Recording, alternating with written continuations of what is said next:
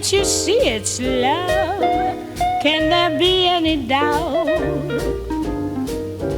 When there it is, day in, day out.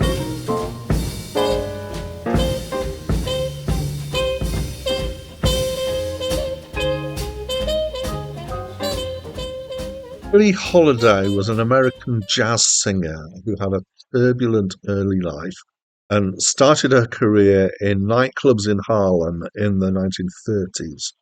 She had a rock and roll lifestyle before it became popular, including a period in jail for drug possession.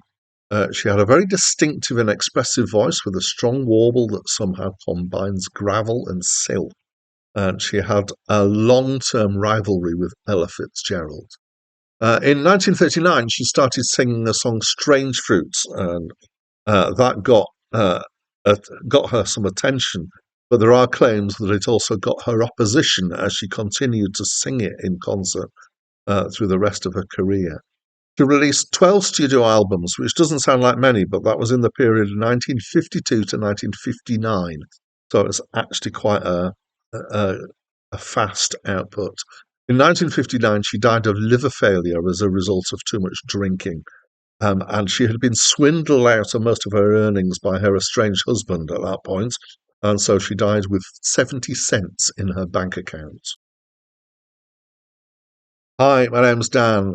So this obviously is an album by Billie Holiday of vocal jazz. I think it's my first time listening to it. I looked up Distingué, and it is French for distinguished, which came as no surprise at all.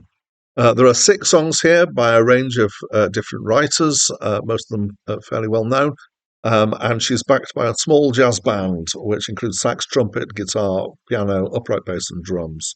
The band do a great job, and it is definitely support, which is the job that they're meant to be doing, but there's a nice jazz feel to it, and some of the instrumental passages are really nice, and they do have a decent number of those, especially like the muted trumpet playing, which is that kind of tinny trumpety sound that you can get. The vocals are very high in the mix. You can definitely hear what she's singing.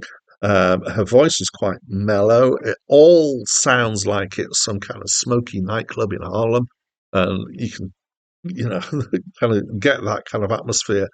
She has this tight and deep vibrato, which gives quite an iconic sound to her voice.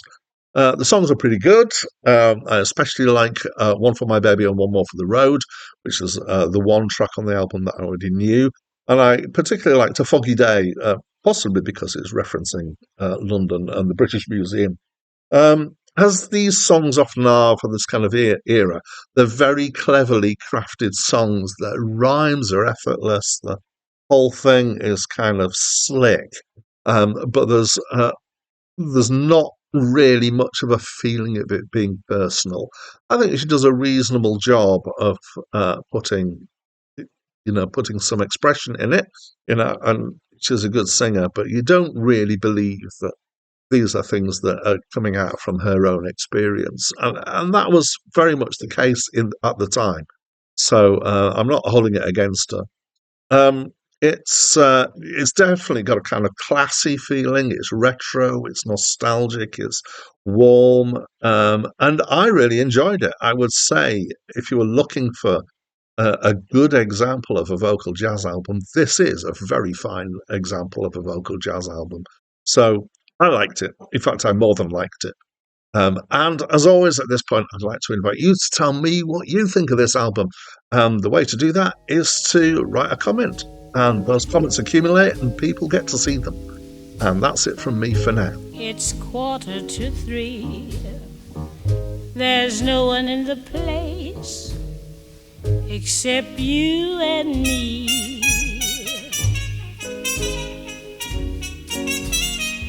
So set 'em up, Joe.